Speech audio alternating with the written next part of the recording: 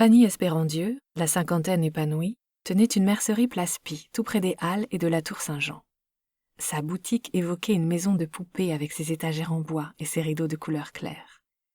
Solidement charpentée comme sa sœur aînée, elle arborait un large sourire tout en observant ses interlocuteurs avec attention.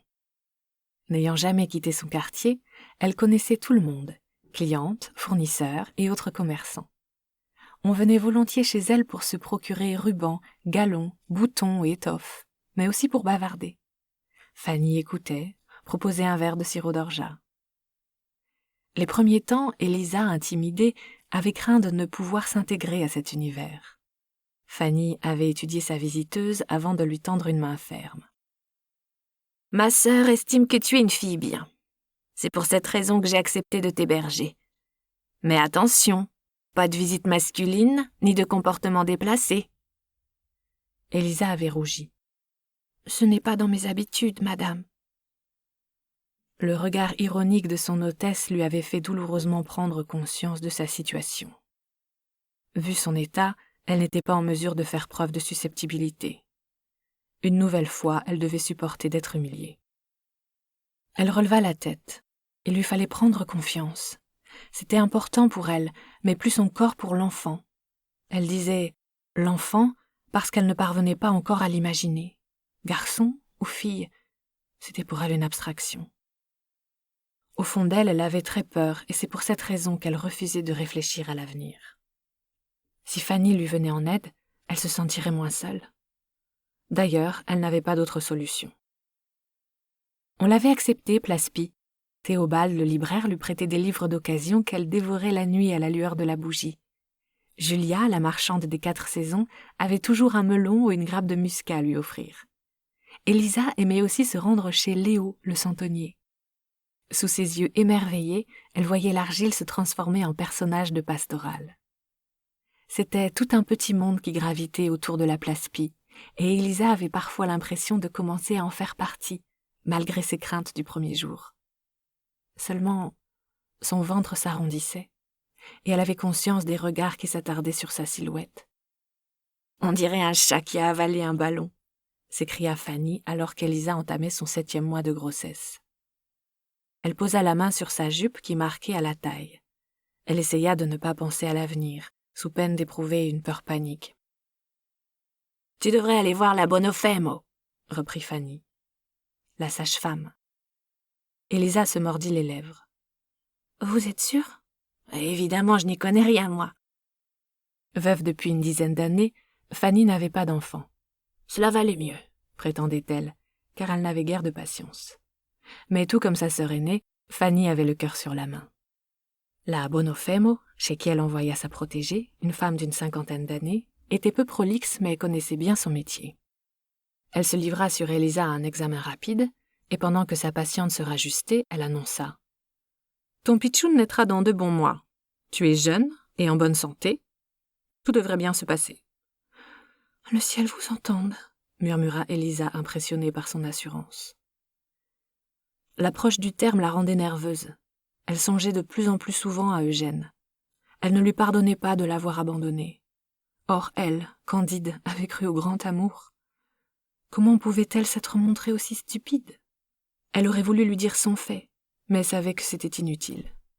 Eugène n'oserait jamais s'opposer à sa mère, la toute-puissante Madame Lacoste, et celle-ci voulait lui faire épouser une héritière. Madame Alphonsine le lui avait expliqué, en précisant qu'il en allait toujours ainsi dans le monde, les riches avec les riches et les pauvres qui restaient tout en bas de l'échelle. Même si Élisa estimait ce système particulièrement injuste, elle devait reconnaître qu'il correspondait tout à fait à la réalité.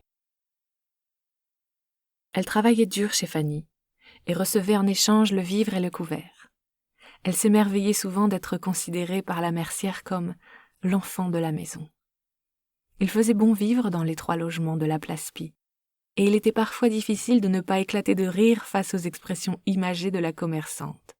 « Reste bien souriante », répétait-elle à Élisa. « Les gens mal lunés attirent les ennuis, c'est bien connu. » Madame Lacoste était une cochoniblo, c'était l'évidence, et Élisa n'oublierait pas de sitôt les insultes dont elle l'avait abreuvée. Elle en avait pleuré en attrapant son maigre bagage et en remontant l'allée vers la grille des Glycines. Elle aurait tant aimé alors qu'Eugène survienne pour la défendre et rétablir la vérité. Mais il avait disparu de l'île. Jeanne prétendait que ses parents l'avaient expédié à Paris.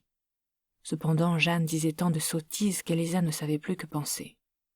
En tout cas, jamais Eugène n'avait tenté de la joindre. C'était bien la preuve qu'elle ne comptait pas pour lui. Élisa crispa les mâchoires. Elle ne voulait plus y songer. Il y avait l'enfant. C'était pour lui qu'elle devait se battre. « Élisa, tu peux aller me chercher de la soie verte dans la réserve ?» la héla Fanny. « Bien sûr, Madame Fanny. » Élisa s'exécuta en se félicitant de pouvoir encore se déplacer rapidement, malgré son ventre plus qu'imposant. Sans Fanny, elle aurait été réduite à errer dans la rue ou bien à demander de l'aide à l'une des institutions religieuses où l'on vous abreuvait de sermons et de pénitences. Elle avait assez fréquenté l'église de l'île durant son enfance pour ne pas avoir la moindre envie de retourner à l'office. Madame Fanny la comprenait. Elle était une femme libre, comme sa sœur aînée. Chez elle, Élisa apprenait ce qu'était l'indépendance, elle qui n'avait jamais entendu parler de Flora Tristan ou de la journaliste Séverine. Il aurait été préférable pour elle qu'elle sache mieux se défendre quand Eugène l'avait séduite. Ce n'était pas le mot juste d'ailleurs. Elle avait été emportée par une lame de fond, si puissante qu'elle n'avait même pas eu l'idée de résister. Elle prit dans la réserve le rouleau de soie couleur émeraude, se permit de caresser du plat de la main le tissu chatoyant. Même si elle ne pourrait pas le porter, c'était bon de rêver un peu. À cet instant, elle se jura que son enfant ne manquerait jamais de rien. Il serait heureux, lui. Émilienne, la Bonofemo, observa d'un œil critique la jeune femme qui se tordait en gémissant sur son lit. Contrairement à ce qu'elle avait prévu, la délivrance se présentait mal. Élisa avait beau pousser, elle s'épuisait en vain et l'enfant restait bloqué. Émilienne lui essuya le front, lui fit boire quelques gouttes d'eau de vie, ce qui eut pour résultat immédiat de lui provoquer des hauts-le-cœur. Derrière la sage-femme, Fanny se tordait les mains. « Je vais redescendre à la boutique car je ne te suis guère utile », fit-elle. Émilienne opina du chef. « Tu ferais bien. Je n'ai pas besoin de t'entendre gémir ou soupirer. » Son agacement était à la mesure de son inquiétude. Pourquoi cette gamine ne parvenait-elle pas à expulser son enfant ? Tout aurait déjà dû être terminé. « Tu veux que j'appelle Bonfanti ?» reprit Fanny. Le docteur Bonfanti était réputé se déplacer même pour ceux qui n'avaient pas le sou. La sage-femme refusa avec force. Elle ne tenait pas à ce qu'on ternisse sa réputation en racontant qu'elle n'avait pas su se débrouiller. C'était si vite fait. « Basta, appelle-moi dès qu'il y a du nouveau », conclut Fanny, se dirigeant vers l'escalier étroit. Dans ces moments-là, elle se félicitait de ne pas avoir enfanté. La sueur, le sang, les sanies, et toute cette souffrance presque impudique, cela lui faisait peur. De son côté, Élisa, concentrée sur sa douleur, n'entendait rien de ce qui se passait autour d'elle. Arc-boutée sur le lit, elle s'accrochait aux barreaux de fer et n'avait qu'une pensée, que cela s'arrête. Elle réagit à peine quand Émilienne lui posa sur le ventre du levain, maintenu serré par une ceinture de toile bise, censée favoriser la délivrance. « Suis la douleur », lui recommanda la sage-femme. « Laisse-la imposer son rythme, ne lutte pas contre elle. » Lentement, Élisa appliqua son conseil.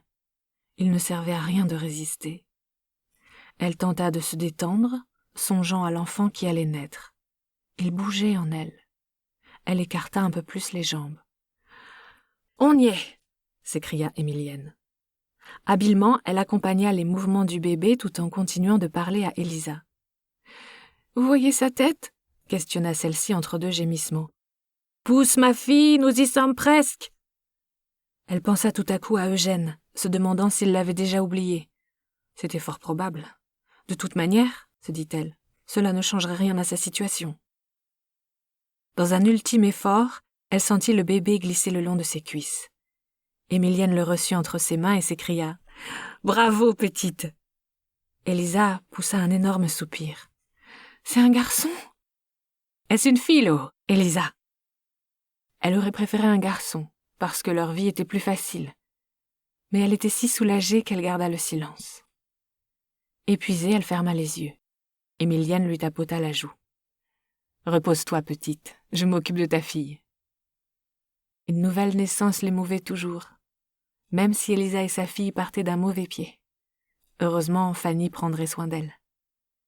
Émilienne se signa. La petite fille, une jolie brunette bien proportionnée, était en bonne santé. Émilienne traça une croix sur son front après avoir procédé à sa toilette. « Sois heureuse », souffla-t-elle. Fanny estimait que ce n'était pas une bonne idée, mais Élisa n'avait pas voulu en démordre. Sa fille s'appellerait Eugénie. Selon Fanny, ce n'était pas le meilleur moyen d'oublier son géniteur.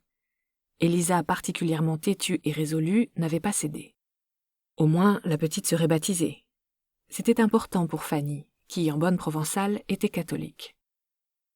Le baptême avait eu lieu dans l'église Saint-Pierre, à quelques pas de la mercerie. Fanny connaissait le prêtre depuis longtemps, et il avait accepté sa suggestion de ne pas poser de questions au sujet du père de l'enfant. « Ce qu'on ignore ne peut nous fâcher, n'est-ce pas ?»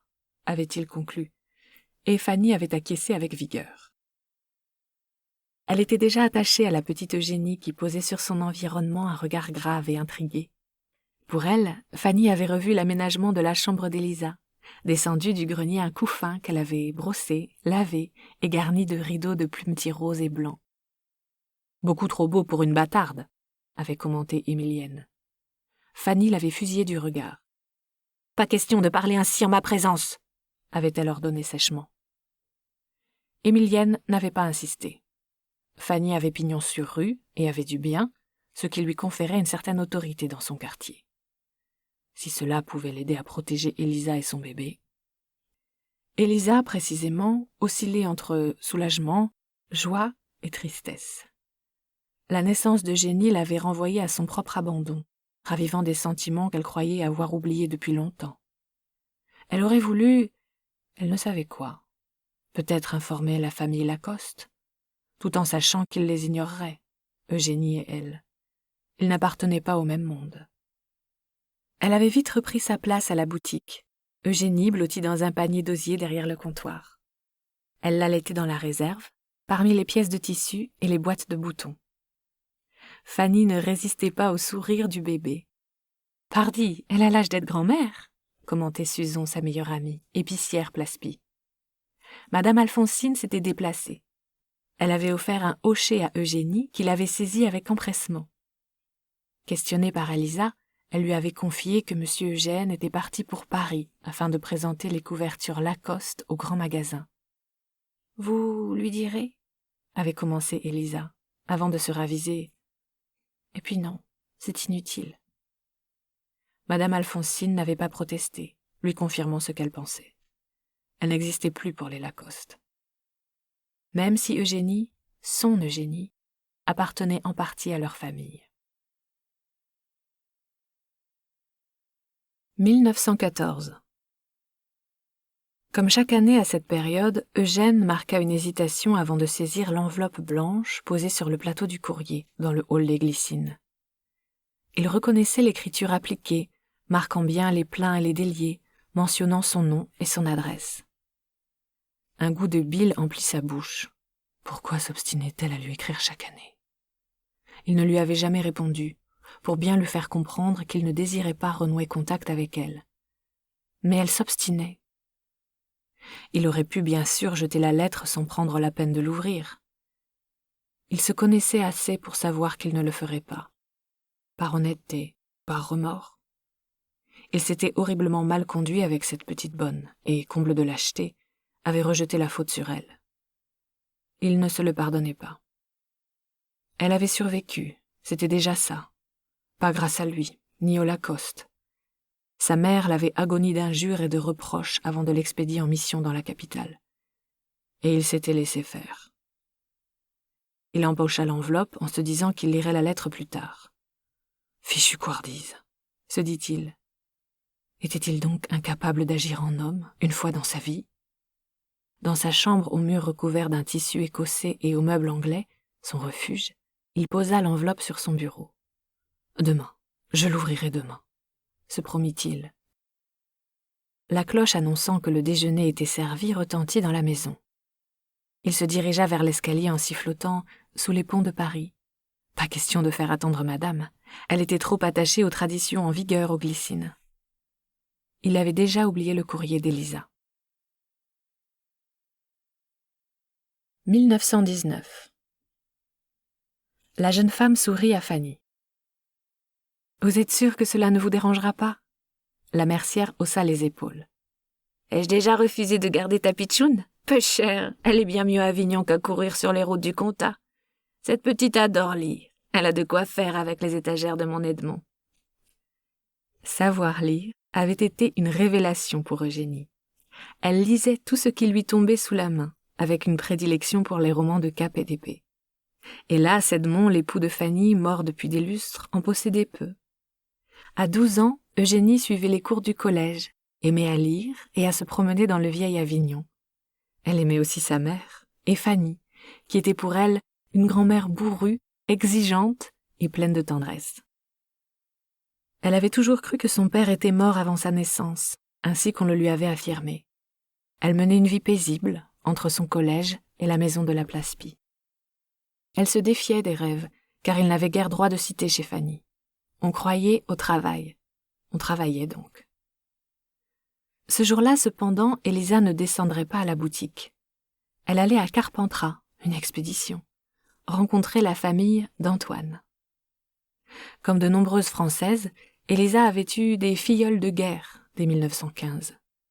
Elle consacrait 1 heure chaque soir à son courrier, tentant de remonter le moral et de distraire ses poilus. Antoine Josserand s'était vite démarqué.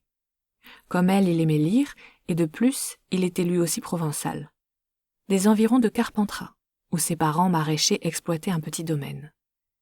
Ils avaient poursuivi leur correspondance après la guerre, jusqu'au jour où Antoine lui avait proposé une première rencontre. Ils s'étaient retrouvés au pied du rocher des Dons. Élisa, émue, l'avait trouvé touchant avec son sourire timide. Il boitait, un souvenir d'une blessure en 1917. Ils s'étaient dévisagés avant de se serrer la main un peu gauchement. Ils avaient marché, pas trop à cause de la mauvaise jambe d'Antoine. Ils avaient bu un café place de l'Horloge et parlé. De la guerre enfin finie, de leur Provence. Élisa, curieusement, s'était tout de suite sentie à l'aise avec lui. Il lui avait dit qu'elle était ravissante, et le choix de ce mot l'avait troublée. C'était mieux que belle ou jolie, plus recherchée. Il avait un regard franc et s'exprimait bien dès qu'il avait pris un peu confiance. Ils s'étaient revus, toujours avec le même plaisir, jusqu'au jour où il lui avait proposé le mariage. Elle aurait dû alors lui dire pour Eugénie, mais elle n'avait pu s'y résoudre. Et s'il renonçait à l'épouser, à cause justement d'Eugénie? Élisa savait qu'Antoine constituait sa chance de devenir une femme honorable. Comment pourrait-elle la gâcher? Consultée, Fanny ne lui avait pas caché sa façon de penser. « Tu triches avec ce garçon, ma fille, ce n'est pas bien. Combien de temps comptes-tu dissimuler ta petite à Antoine ?» Acculée, Élisa avait fondu en larmes. « Aidez-moi » avait-elle supplié. « J'aime ma fille. Mais je voudrais tant mener une existence normale sans être regardée de travers. » Fanny avait cédé. Par lassitude, par compassion, elle-même ne parvenait pas à démêler ses raisons. Cependant, elle avait peur que cette histoire finisse mal. Elle avait tenté de donner sa chance à Élisa et à sa fille, et mesuré qu'elle avait échoué. Élisa n'avait pas oublié le passé et cherchait désespérément la respectabilité. Fanny ne se sentait pas le droit de la juger, ce qui ne l'empêchait pas de se tourmenter au sujet d'Eugénie. L'adolescente était à la fois forte et fragile. « Fanny, tu sais où maman a rangé les boutons en nacre ? Je ne les trouve pas. » Réprimant un soupir à cause de son genou douloureux, la mercière grimpa la dizaine de marches menant à la réserve. Elle en sortit quelques minutes plus tard, portant la boîte des boutons en nacre. Au comptoir, Eugénie tentait de persuader une cliente que le bleu pan serait la couleur de la saison. « Elle a du bagou », admira Fanny. L'avenir de celle qu'elle nommait toujours la petite l'angoissait.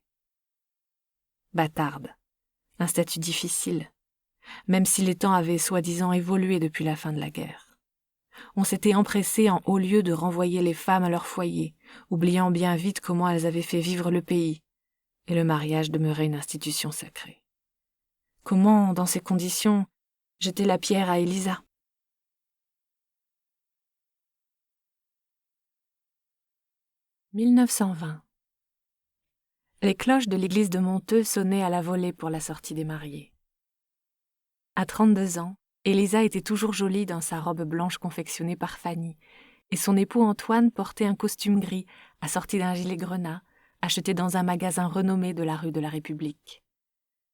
Tous deux souriaient à l'avenir, tandis que la famille du marié s'interrogeait sur l'absence de parentèle de la mariée. Seules Fanny et Eugénie assistaient à la noce. Il avait fallu expliquer à une Eugénie réticente qu'elle devrait maintenant appeler sa mère tante Élisa, et cette obligation avait sidéré la jeune fille, la plongeant dans l'angoisse et la perplexité. En effet, sa mère ne lui avait pas fourni de réelle explication, se contentant d'un laconique « c'est mieux ainsi pour tout le monde ». Vite, Élisa était repartie, Antoine l'attendait sur la place. Ce jour-là, Eugénie avait réalisé qu'elle avait perdu sa mère. Heureusement, elle avait Fanny, chez qui elle vivait. En apprentissage après avoir obtenu son certificat d'études, Eugénie apprenait la couture sans véritable passion. Elle se sentait spectatrice de sa propre existence et n'avait pas envie de s'y résigner. 1923. L'attitude d'Élisa l'avait profondément blessée. La jeune femme venait en Avignon de moins en moins souvent, serrait sa fille contre elle, sans paraître remarquer son mouvement de recul. « Tu comprendras quand tu seras plus grande », lui avait-elle dit une fois. Désormais, à 16 ans, Eugénie s'estimait assez grande pour avoir compris que sa mère l'avait rejetée. Elle n'était jamais invitée au mas des Rabas, et Élisa gardait le silence à propos de sa belle famille. Il s'agissait de deux mondes différents, cloisonnés avec soin, qui n'étaient pas destinés à se rencontrer. Même si elle en avait pris son parti, Eugénie le vivait mal. L'adolescente se pencha sur la jupe qu'elle faufilait. Elle était assez courte, comme l'exigeait désormais la mode, d'une couleur lumineuse qu'on appelait tango. Son amie Anne-Marie lui apprenait à danser. Toutes deux partageaient de bons moments, à échanger des confidences entre deux ourlets, quand Madame Royer, la patronne, se trouvait en boutique. Elle avait décidé de prendre le meilleur de la vie et de marcher sur le côté ensoleillé. Tant pis pour Élisa qui l'avait rejetée. Elle tentait de se convaincre que cela n'avait plus grande importance. 1933. Quand elle avait reconnu Antoine sur le seuil de la mercerie, Eugénie avait compris qu'un événement grave était arrivé. Il avait forci et ses cheveux étaient gris désormais. Il devait avoir dans les 50 ans. Il avait salué Fanny, toujours vaillante, puis s'adressant à Eugénie avait déclaré « Ta tante aimerait te voir, je t'emmène. » Quelle farce s'était insurgée la jeune fille. Elle s'était inquiétée cependant. Elle n'est pas malade. Et Antoine lui avait asséné. On a fait venir le docteur et il ne sait pas si elle pourra s'en sortir. Les mains crispées, le dos bien droit, Eugénie gardait le silence sur le siège de la jardinière. Elle n'avait pas ouvert la bouche depuis qu'elle avait appris que sa mère était gravement malade. Fanny l'avait serrée contre elle. « Courage, petite !» Elle se sentait perdue. Elle reconnaissait à peine le paysage avec le mont Ventoux en toile de fond. Des haies de cyprès déformées par les assauts du Mistral couraient vers le ciel d'un bleu limpide. On produisait sur une grande échelle dans le comtat, et les maraîchers travaillaient dur. Elle, la citadine, ignorait tout de ce monde. La mère d'Antoine leva à peine la tête quand Eugénie pénétra dans le mas. « Essuie bien tes pieds pour ne pas m'amener de la poussière », lui ordonna-t-elle. « J'ai déjà bien assez de travail avec ta tante. » Le cœur d'Eugénie se serra. Elle obéit et jeta un coup d'œil à Antoine. Gêné, il s'était perdu dans la contemplation des tommettes. L'épouser avait-il été un si bon choix pour Élisa ? Antoine l'entraîna dans la chambre du fond, au mur chaulé, au mobilier ennoyé. Eugénie, qui n'avait pas vu sa mère depuis plus de 6 mois, éprouva un choc en la découvrant. Livide, les traits tirés, Élisa gisait sur le lit sous un monceau de couverture. « J'ai toujours froid », gémit-elle en guise de salut. Eugénie se pencha, l'embrassa sur la joue. Une odeur fétide l'enveloppait. Élisa lui pressa la main. « Assieds-toi, ma grande, » souffla-t-elle. « Antoine, peux-tu nous laisser ? J'ai besoin de parler avec Eugénie. » Il obéit sans discuter.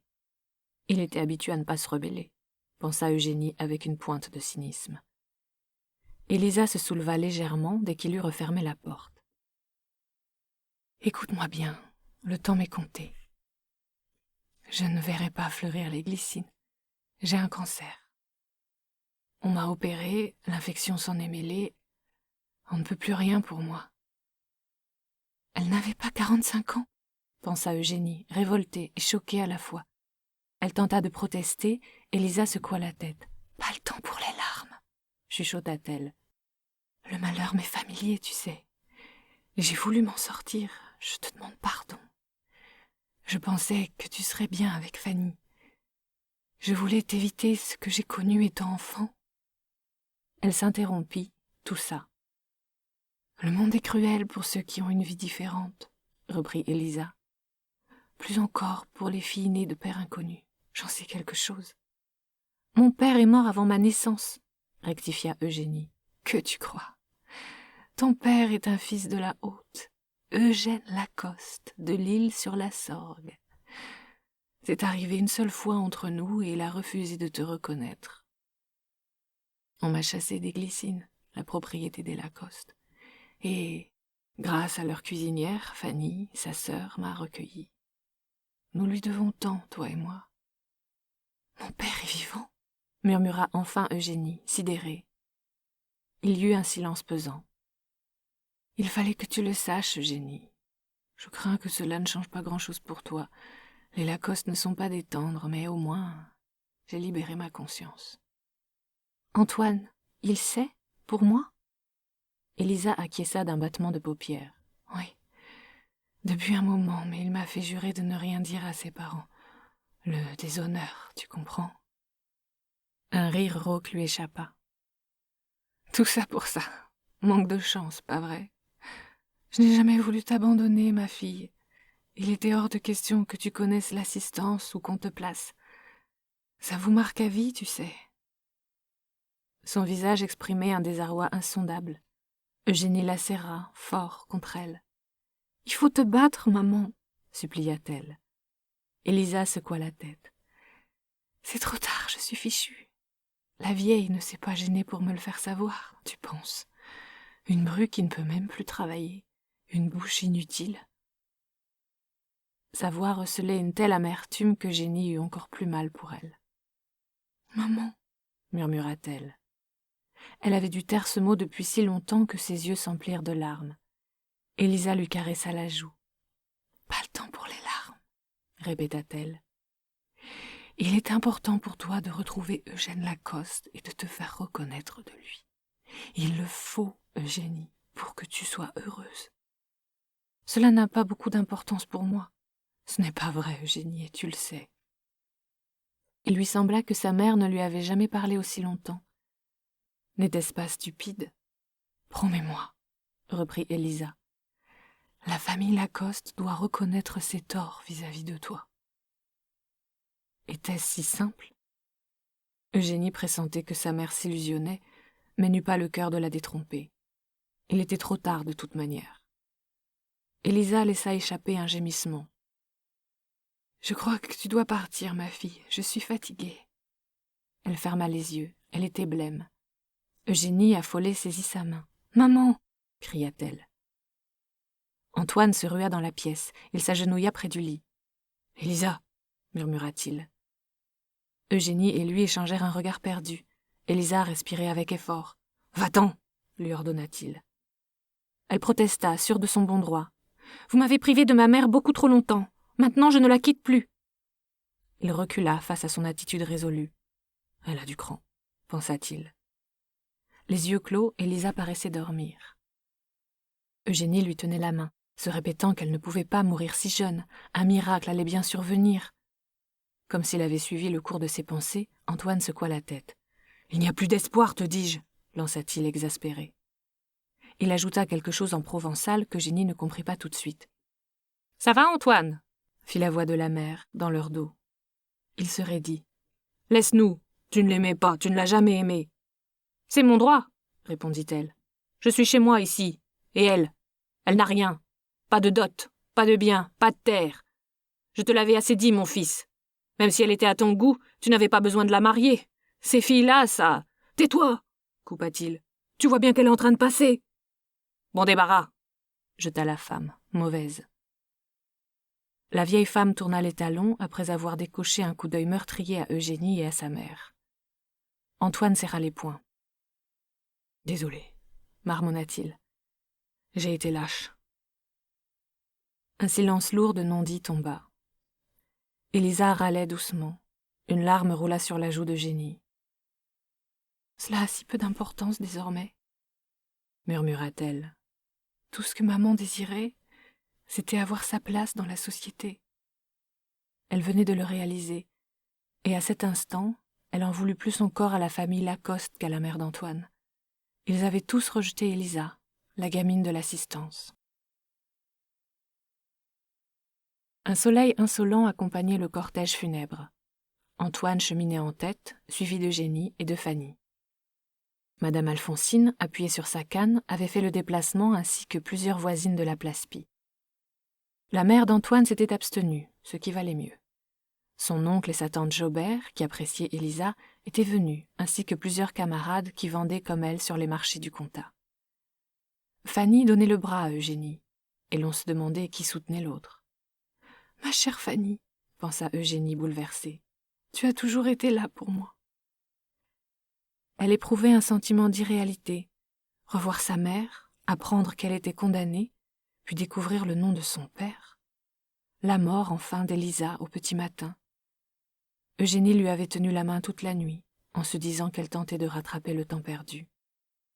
Mais c'était faux, bien sûr, le temps perdu ne se rattrapait jamais, et elle pleurait ces années durant lesquelles elle avait tant souffert du silence de sa mère. L'office lui parut interminable. La fatigue pesait sur ses épaules. Elle avait tenu à rester au mas la nuit suivant le décès d'Élisa, et Antoine l'avait soutenue. C'était lui qui avait choisi les vêtements d'Élisa, en l'occurrence sa robe de mariée, et avait posé sur la table de chevet un grand verre. Comme sa mère n'avait pas d'eau bénite, il avait jeté 3 grains de gros sel dans de l'eau ordinaire, en disant 3 pater et 3 ave. Il s'était aussi chargé de fermer les volets, d'arrêter la pendule, de voiler de blanc le miroir de la chambre. Eugénie avait déjà été le témoin de ce rituel, à Avignon, mais cette fois c'était différent. Elle avait participé à la veillée mortuaire dans la salle aux côtés d'Antoine. Livide, à la tête entre les mains, il paraissait profondément affecté. Était-il sincère? Eugénie le souhaitait pour sa mère. Des voisins étaient... Nous espérons que vous avez apprécié cet aperçu. Pour continuer à écouter ce livre audio sur Google Play Livres, utilisez le lien dans la description de la vidéo.